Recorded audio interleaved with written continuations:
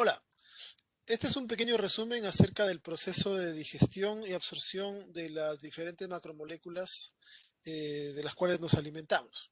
¿Ya? Vamos a ver brevemente cuáles son las rutas, los sustratos, qué elementos se incorporan y los lugares donde tienen, así como algunas enfermedades de importancia. Bien, el proceso de digestión tiene tres lugares principales: la boca, el estómago y el intestino, ¿ya? Que son los tres principales lugares, a pesar de que hay otros componentes que participan: las glándulas salivales, el páncreas, el hígado, etcétera, ¿ya?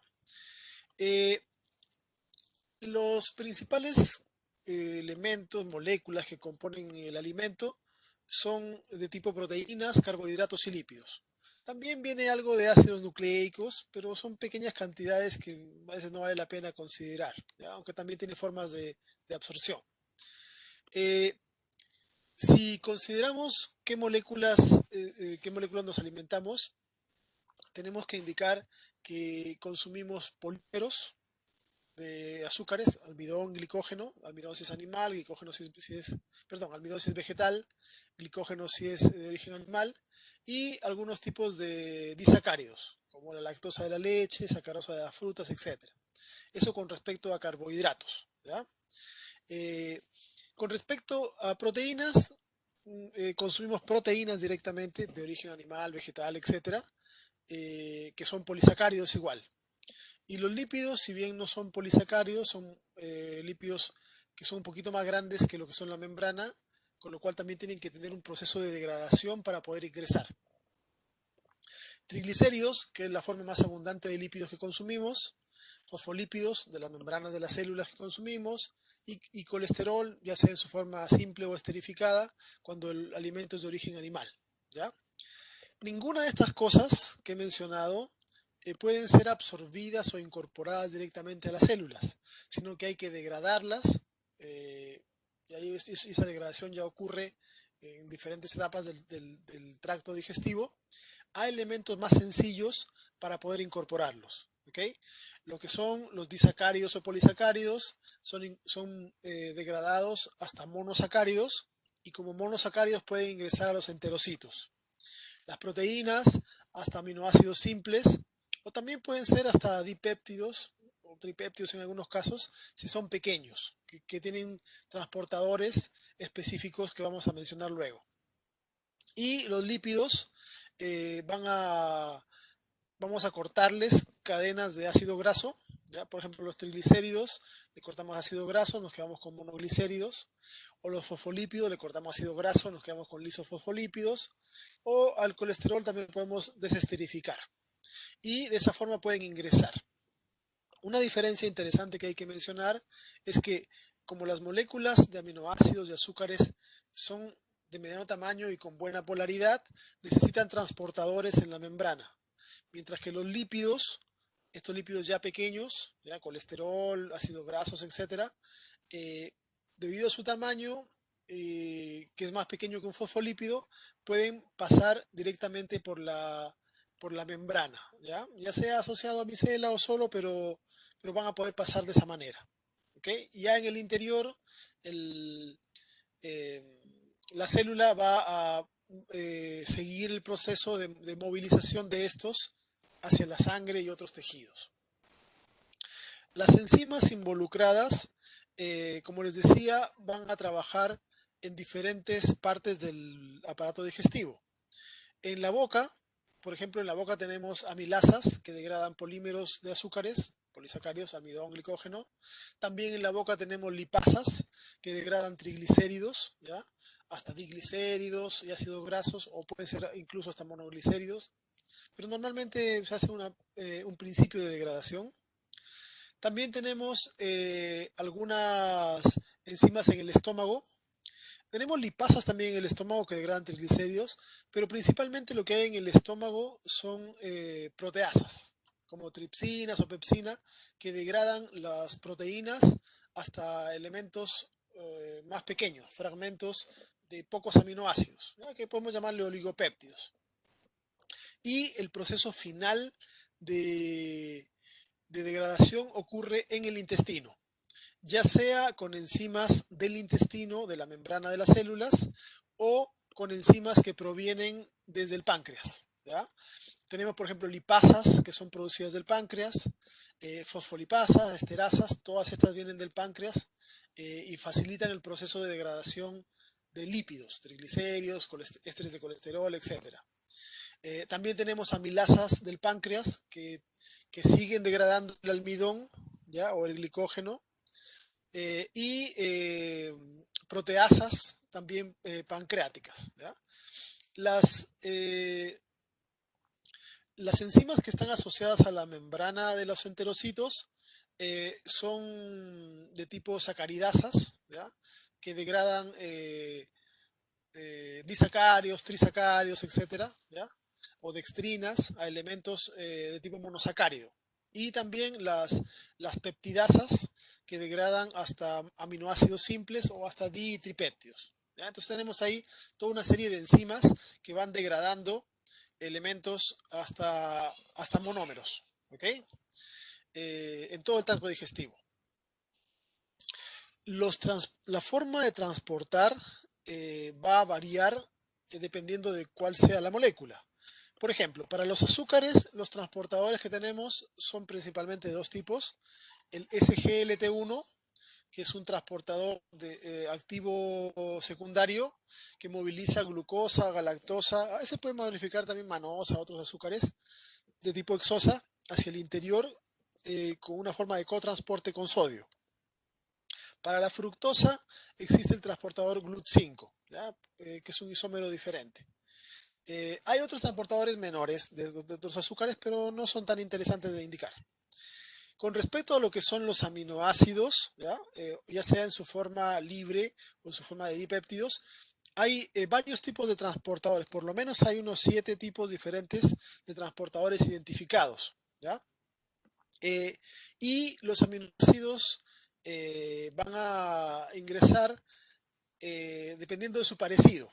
Por ejemplo, hay un transportador que se llama ASCT1 que transporta aminoácidos de cadena corta que sean más o menos neutros, ¿ya? Como alanina, treonina, etc.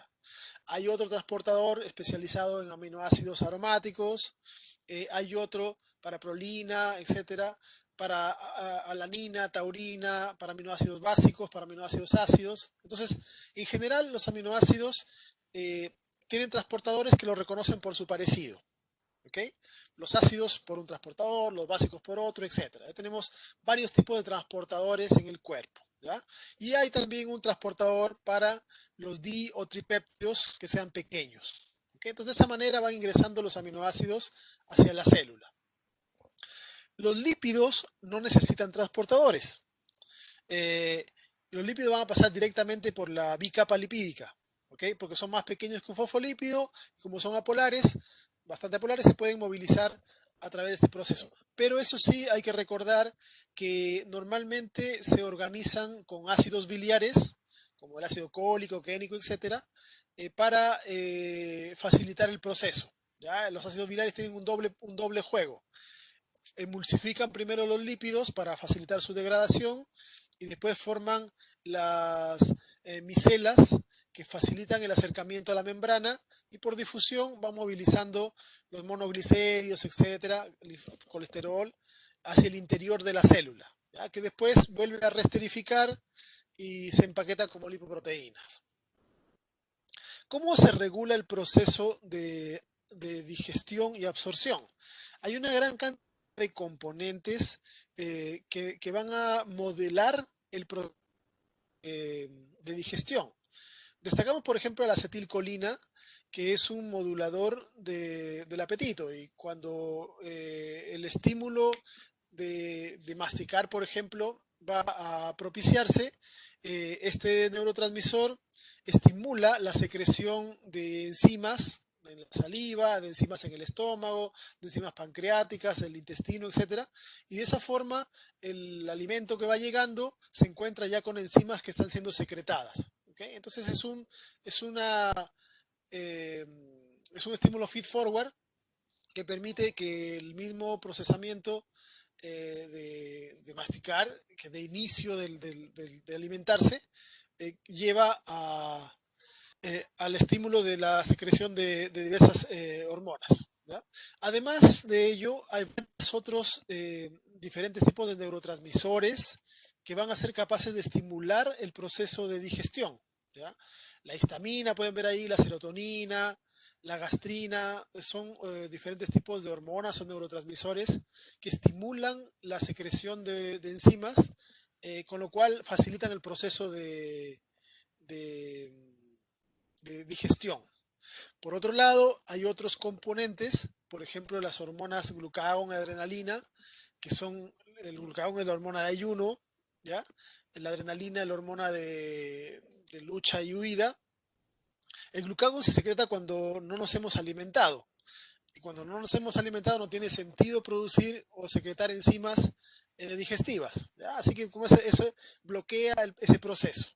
La adrenalina igual, la adrenalina es una molécula que se secreta para actividad física, por lo tanto, en ese momento se requiere que los sustratos de los tejidos de reserva se movilicen hacia la musculatura, pero no se va a estar gastando energía ni movilizando sangre hacia el intestino cuando lo que se quiere es movilizar flujo de nutrientes hacia la musculatura, que es la que se va a utilizar. ¿Ya? O el pH, que también es un indicador de, eh, del estado metabólico. Eh, existen varios tipos de inhibidores y estimulantes. Algunos se usan como medicamentos para controlar ciertos procesos. Otros son simplemente moléculas que pueden ser tóxicas, ¿ya? Algunas se usan en investigación para hacer análisis. Hay de diferentes tipos, pero hay un montón de componentes que pueden bloquear el proceso de digestión. Por ejemplo, en el caso del metabolismo de digestión de carbohidratos, hay, por ejemplo, el miglitol, la carbosa. Algunos de estos se utilizan en personas con diabetes para que la degradación de almidones sea más lenta y no incrementar de manera rápida el nivel de glucosa en sangre. ¿Okay? Entonces se hace una digestión más lenta de metabolitos de carbohidrato, como ejemplo. ¿Ya? Hay otros que no se utilizan de esa manera, sino que son tóxicos en general. Eh, por ejemplo, hay algunas moléculas que inhiben a proteasas, ¿ya? Sea del intestino o del estómago. Por ejemplo, la pepstatina es una molécula o el sucralfato, que sirve para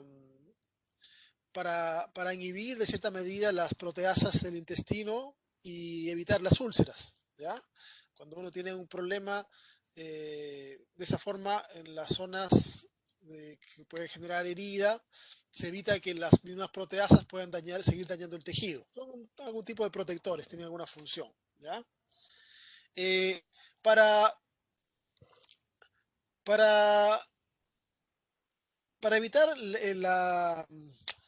el exceso de ganancia de peso, por ejemplo, de ganancia de grasas, se usan varios tipos de compuestos. ¿Ya? El orlistat, por ejemplo, es una molécula que evita la degradación de triglicéridos, con lo cual, al no poder ser degradados, ya no son incorporados. ¿Ya? Y terminan después en las heces. O también se usan secuestrantes de ácidos biliares, ¿ok?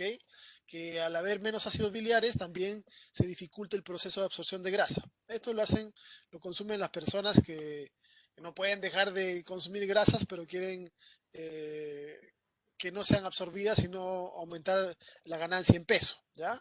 Hay varios otros tipos de compuestos como opioides, etcétera, que también interfieren con el metabolismo de, de lípidos. Aquí sí hay varios de estos que se pueden utilizar, ya sea en forma médica o hay gente que lo utiliza no con receta, pero que igual puede, con el objetivo de no absorber grasas. ¿Ya? Eh, Así como hay moléculas que inhiben a las enzimas, también podemos encontrar a personas que tienen defectos en las enzimas de la digestión de macromoléculas o de moléculas en general. ¿Ya? Eh, por ejemplo, hay personas que tienen déficit de amilasas. Estas personas tienen que tener cuidado en los almidones que pueden consumir porque no los degradan adecuadamente. La intolerancia a la lactosa también es bastante conocida, ¿ya? Que no tienen la enzima para poder llegar a esta molécula. También es menos conocida, pero existe la intolerancia a la sacarosa, que es algo parecido, una deficiencia de esta disacaridasa. O en general, por ejemplo, para el tema de las proteínas, hay personas que producen menos proteasas de lo usual, con lo cual esas personas tienen que restringir su consumo de proteínas, porque si no van a ver también tener defectos gastrointestinales, ¿ya? Con respecto a los lípidos, pueden existir déficit de lipasas, de fosfolipasas o esterasas y tendrán dificultades en el procesamiento, de digestión de este tipo de moléculas, ¿ya? También puede haber defecto en la síntesis de ácidos biliares o, por ejemplo, en personas que han sido operadas de la vesícula que no presentan o no producen ácido biliar y eso también generará deficiencias en la absorción. ¿Okay? Eh, Así como hay deficiencias de las enzimas, también pueden haber deficiencias en los transportadores de azúcares, transportadores de aminoácidos. Y en ese caso, la persona, como no pueden absorber correctamente las moléculas, también van a presentar algún tipo de deficiencia metabólica, menor cantidad energética